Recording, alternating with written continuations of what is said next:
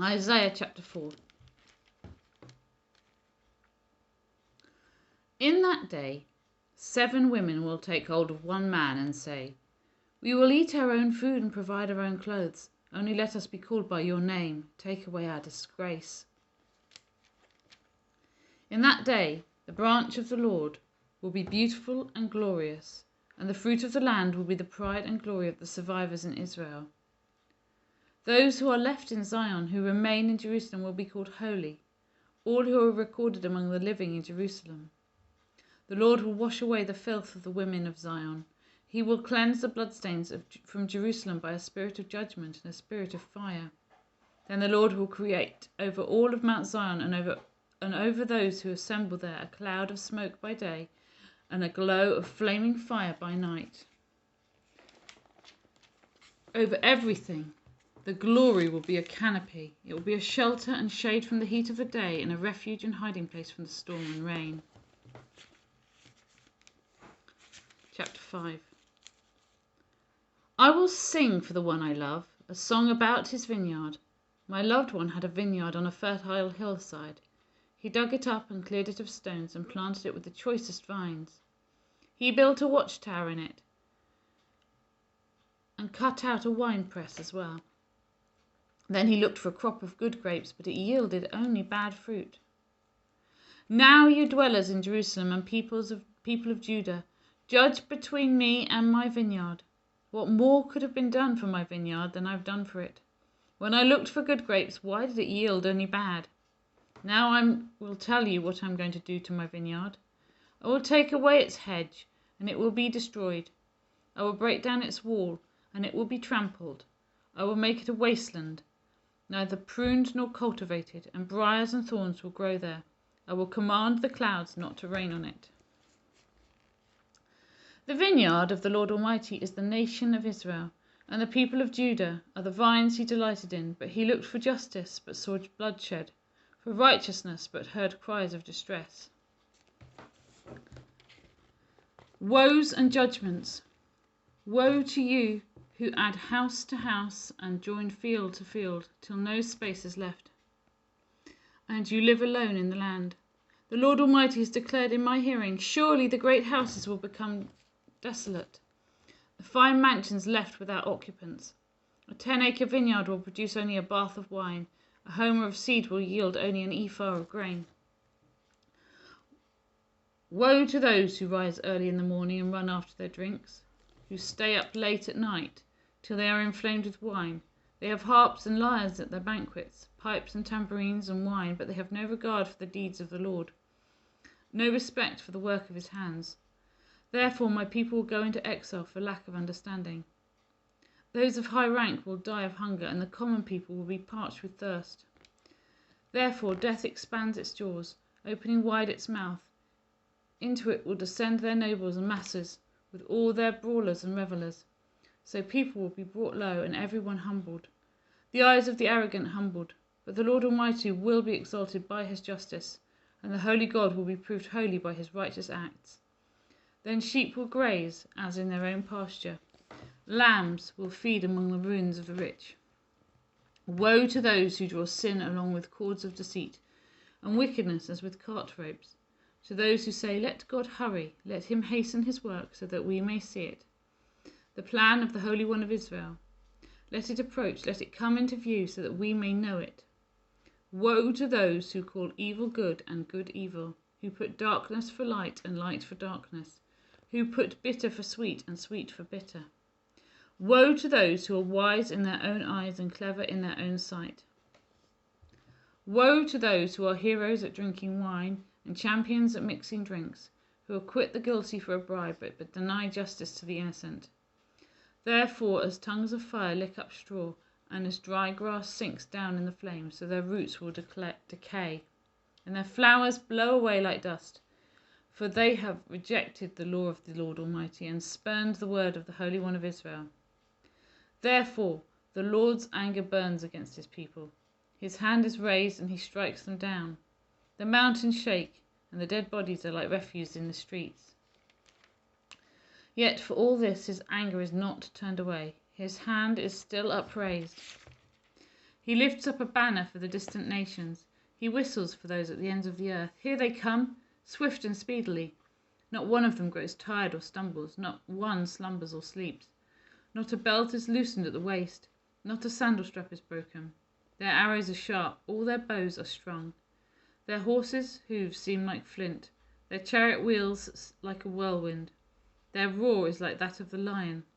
They roar like young lions. They growl as they seize their prey and carry it off with no one to rescue. In that day they will roar over it like the roaring of the sea.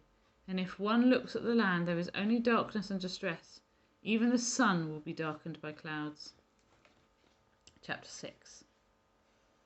In the year that King Uzziah died, I saw the Lord, high and exalted, seated on a throne, and the train of his robe filled the temple. Above him were seraphim, each with 6 wings. With 2 wings they covered their faces, with 2 they covered their feet, and with 2 they were flying, and they called to one another, Holy, holy, holy is the Lord Almighty. The whole earth is full of his glory. At the sound of their voices, the doorposts and thresholds shook, and the temple was filled with smoke. Woe to me, I cried. I am ruined, for I am a man of unclean lips, and I live among a people of unclean lips, and my eyes have seen the King, the Lord Almighty. Then one of the seraphim flew to me with a live coal in his hand, which he had taken with tongs from the altar. With it he touched my mouth and said, See, this has touched your lips. Your guilt is taken away and your sin atoned for. Then I heard the voice of the Lord saying, Whom shall I send, and who will go for us? And I said, Here I am. Send me. And he said, Go and tell this people. Be ever hearing but never understanding. Be ever seeing but never perceiving. Make the heart of this people calloused, make their ears dull and close their eyes. Otherwise they might see with their eyes, hear with their ears, understand with their hearts, and turn and be healed. Then I said, For how long, Lord? And he answered, Until the cities lie ruined and without inhabitant, until the houses are left deserted and the fields ruined and ravaged, until the Lord has sent everyone far away, and the land is utterly forsaken. And though 1/10 remain in the land, it will again be laid waste. But as the terebinth and oak leave stumps when they are cut down, so the holy seed will be a stump in the land. Matthew chapter 23. Then Jesus said to the crowds and to his disciples, The teachers of the law and the Pharisees sit in Moses' seat, so you must be careful to do everything they tell you. But do not do what they do, for they do not practice what they preach. They tie up heavy, cumbersome loads and put them on other people's shoulders, but they themselves are not willing to lift a finger to move them. Everything they do is done for people to see. They make their phylacteries wide and the tassels on their garments long. They love the place of honor at the banquets and the most important seats in the synagogues. They love to be greeted with respect in the marketplaces and to be called rabbi by others. But you are not to be called rabbi, for you have one teacher, and you are all brothers. And do not call anyone on earth Father, for you have one Father, and he is in heaven. Nor are you to be called instructors, for you have one instructor, the Messiah. The greatest among you will be your servant, for those who exalt themselves will be humbled, and those who humble themselves will be exalted.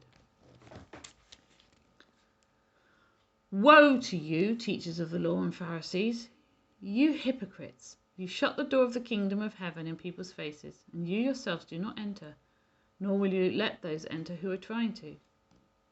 Woe to you, teachers of the law and Pharisees, you hypocrites!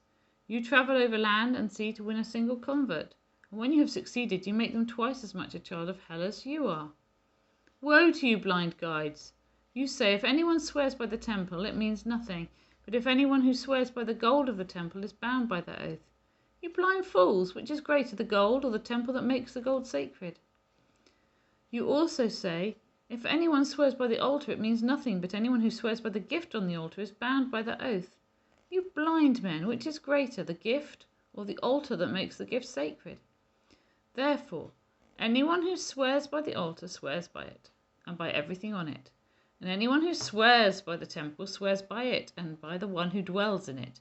And anyone who swears by heaven swears by God's throne and by the one who sits on it. Woe to you, teachers of the law and Pharisees, you hypocrites! You give 1/10 of your spices, mint, dill, and cumin, but you have neglected the more important matters of the law, justice, mercy, and faithfulness.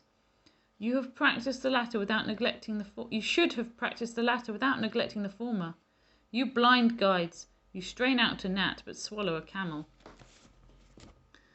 Woe to you, teachers of the law and Pharisees, you hypocrites!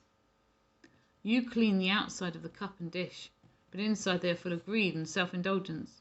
Blind Pharisee! First clean the inside of the cup and dish, and then the outside also will be clean.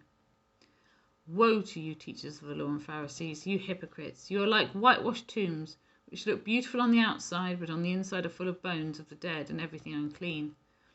In the same way, on the outside you appear to people as righteous, but on the inside you are full of hypocrisy and wickedness.